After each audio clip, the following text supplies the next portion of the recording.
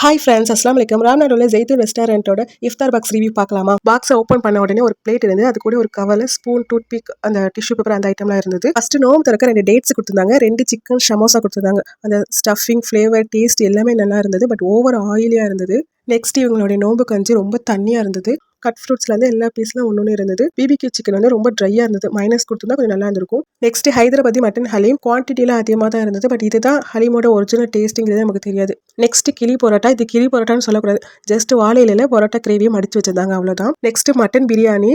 இது பிரியாணியில் வந்து பீஸே இல்லை, நான் காமிக்கிற வீடியோவில் அதுதான், அவ்வளோதான் இருந்தது பீஸு. பெரிய பீஸ் எதுவுமே கிடையாது. பட் பிரியாணியோட ஃப்ளேவர், அதோட டேஸ்ட் மைல்டாக இருந்துச்சு, நல்லா இருந்தது. இது வந்து ஏதோ தவா ரோல் அப்படின்னு சொல்லியிருந்தாங்க. இதுக்கு பதிலாக வந்து ஷவர்மா கொடுத்துருந்துருக்கலாம், ஏன்னா இது ரொம்ப ட்ரையாக இருந்தது. 2 பீஸ் சிக்கன் வந்து ரோல் பண்ணியிருந்தது. சாப்பிட்றதுக்கு கஷ்டமாக இருக்கும் இல்லையா, ஷவர்மா கொடுத்துருந்தா நல்லா இருந்திருக்கும். ஃபைனல் டச் ஒரு ஸ்வீட். இது நல்லா டிஃப்ரெண்ட்டாக இருந்தது. டேஸ்ட், ஃப்ளேவர் எல்லாமே நல்லா இருந்தது. இதுதான் ஜெய்தூன் ரெஸ்டாரண்ட்டோட 590 இஃப்தார் பேக். ஒருத்தான கமெண்ட்ஸாக சொல்லுங்க.